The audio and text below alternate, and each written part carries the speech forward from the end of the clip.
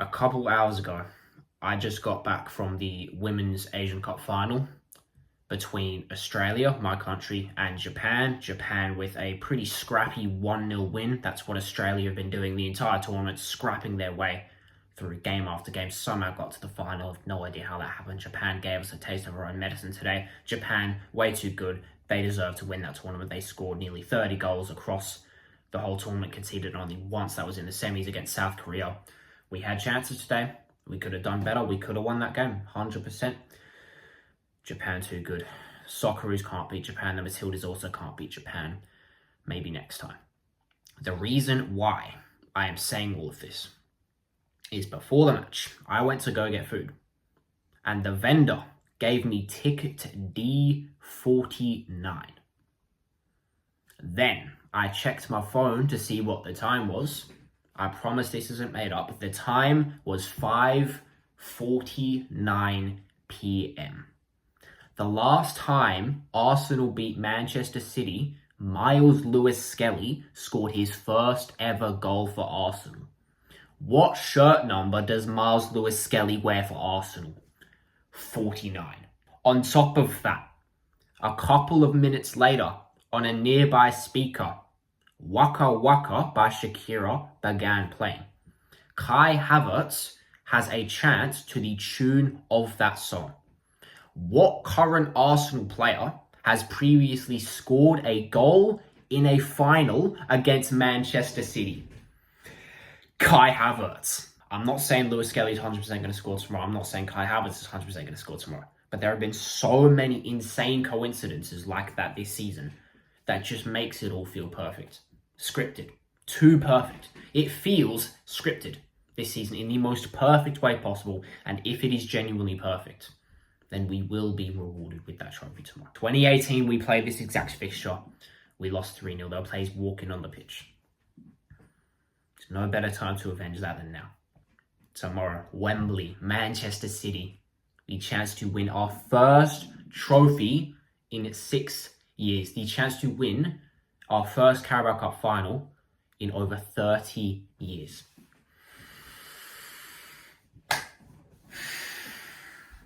This is huge. This is really, really huge.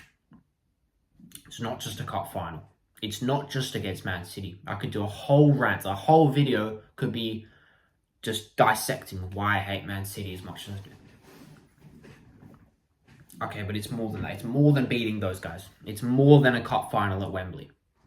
This is the start of what should be an absolutely extraordinary season and an absolutely extraordinary period of a few years, possibly more, as an Arsenal fan.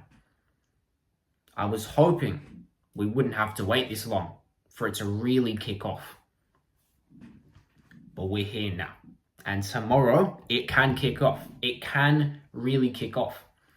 I'm not fully on board with all of this discussion that one trophy is all it's going to take for the floodgates to open and trophy after trophy after trophy is going to start coming. We have to take it one game at a time. But there is definitely a mental barrier to be broken by this Arsenal team when it comes to winning trophies. Getting over the line once. It will give us a taste of it. It will give us a taste of what it takes, what it feels like to win. It will drive us on to go for even more. Win this, the quadruple is genuinely on. I say that with full seriousness because I've always thought of it as a bit of banter. You know, oh, we could do the quadruple. Could actually happen. Oh, we could do the quadruple. No one's done it before. Maybe we'll be the first ones. If we win tomorrow, it is genuinely on. Okay? Because the Premier League is ours to lose. Has been like that for months. It is well and truly ours to lose. 9 points clear we are. Okay, with just 7 games to go. Well and truly ours to lose. The FA Cup. 2 more wins. 2 more wins. And we're in another final. That's all it is. Southampton away. 100% should be winning that. Semi-final. We got through one cup semi-final this season. We can get through another. And then it's the final. And in the Champions League, I don't know if we're the favourites. Barcelona in the semis is what I think it's going to be. That will be really, really tricky. 100%. If we get through to the final, there is not a single team on the other side of the draw that we could play in the final that we have not beaten within the last 3 seasons. This season, last season, or the season before. Not one. Not one. So win tomorrow, the quadruple is not a joke anymore. It is a genuine possibility that could actually happen. Okay, this should be the start of something absolutely extraordinary, something historic, something huge. Line up. I want full strength. This is our last game before the international break. This is a cup final. People saying start Kepa. I'm sorry, I don't understand you. Raya, Timber, Saliba, Gabriel, Hincapié, Zubamendi, Rice, Saka, Gyökeres, Trossard, Eberechi, Eze. Running Eze is cooking. Running Eze is showing up just like he did last season. 4 goals he has since and including that Spurs game roughly a month ago. It's more than that as well. He's imposing himself on games. He's making his presence known. He's asking for the ball. He's making things happen. Run in Eze has arrived at just the right time. Tomorrow, Wembley, Man City, Cup Final. Eberechi Eze. Do those things ring any bells? Rack your brains. Do those things ring any bells? Any bells at all? Eberechi Eze. It's his time. It's his time. We've waited long for him to properly show up in an Arsenal shirt. He's shown massive glimpses of the extraordinary talent he is. Now he's shown it consistently at just the right time. Once again, Cup Final, Wembley, Man City, Eze. Rack your brains. Do those things ring any bells? Do the deed again, Eze. Mikel Arteta, as a player and as a manager, has never lost a match at Wembley Stadium. Never. Every single time he has ever played or coached a match at Wembley Stadium, he has won. That's another thing going in our favour. Another thing on top going in our favour is a fully fit squad aside from Mikel Merino. Mikel Merino is the only senior player out, unavailable for this game on Arsenal. Everyone else. Timbers is coming back, Erdegaard's coming back, Merino is the only one. Full throttle. Man City, no Gurhi, no Gvardio, no Donnarumma. I don't understand that one at all. Pepper's come out and said Trafford's going to be starting. I don't understand. If we do the same thing with Kepa, again, I won't understand at all.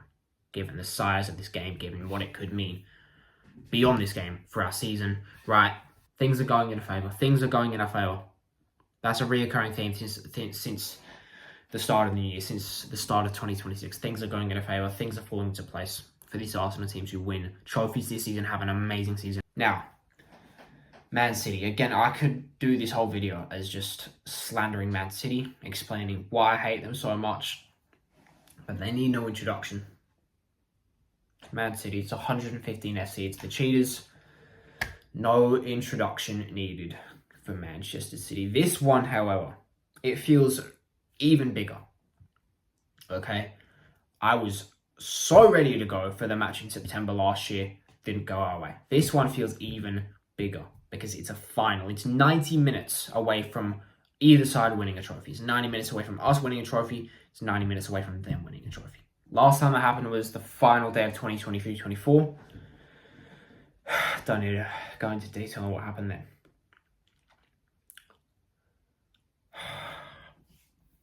There's so many layers to this game. Get revenge.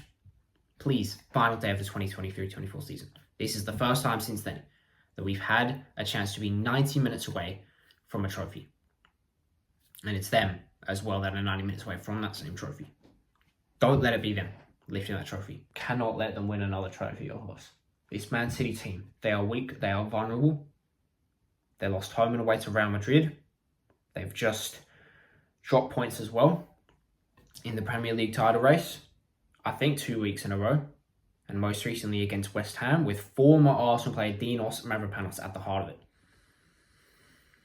They are weak, they are vulnerable. We can make this one of their worst weeks ever. Again, home and away defeat to Real Madrid. Drop points in the title race for his second week in a row. After all of that, can you imagine a cup final defeat against Arsenal.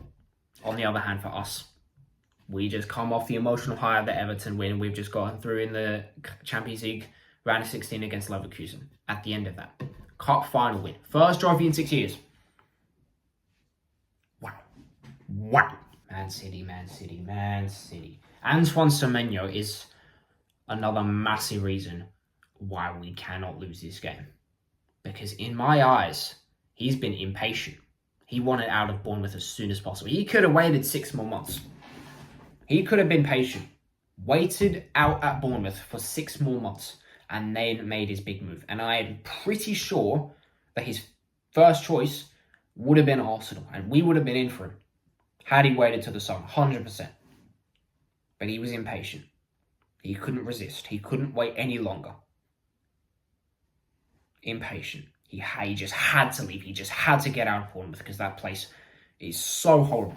Apparently, Arsenal weren't an option in January, so he pissed off the Man City. We cannot let him think that he made the right choice. We have to win this game for Semenyo. We have to make sure he knows he made the wrong choice. We have to win this game for Haaland. Keep him humble. We have to win this game for Rodri. Keep him humble as well. Some of the stuff he says, whack. We have to win this game for Donnarumma, even though he's not starting, allegedly. I still think that's stupid. Just think of the stuff he's done at Wembley against the Arsenal players. Have to win this game for him. And most of all, Pep. Because another added layer. This feels like the turning of the guard.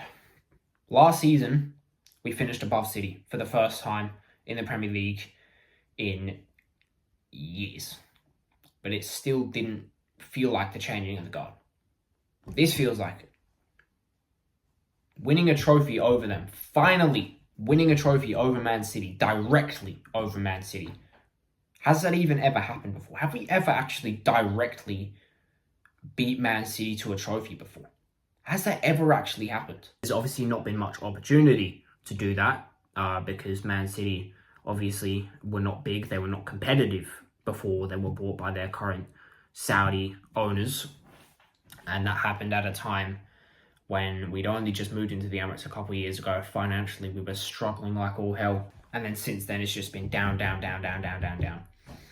Until Arteta rejoined in 2019 as manager. Since then, he has dragged us back up from the pits of hell. He has given us something incredible to believe in, something incredible to cheer for. And he has led us up to here. This is not the biggest game of the season. So far, you could make an argument. It will not be the biggest game of the season as a whole, looking back on it once it's over. But this is a chance to actually pip Manchester City to a trophy directly. We've beaten them a few times over the past couple of years. This is a trophy. This is silverware on the line, pipping Man City directly to a trophy. The joy that would bring me. And it being Arteta versus Pep. Okay?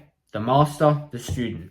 Student finally pipping the master directly to a trophy. Oh my god. This actually feels so big. There are so many layers to this game. It's insane. The Cronkies are here for this. I don't particularly like the Cronkies.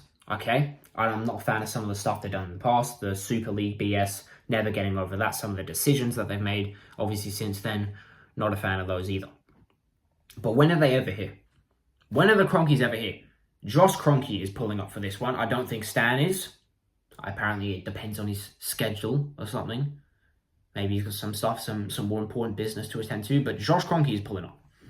When are the Cronkies ever actually in London to watch the Arsenal? That's how you know this is massive. It's just insane, the layers there are to this game. I'm going to run through it all again. Chance to win first trophy in 6 years. Chance to win our first Carabao Cup final in over 30 years.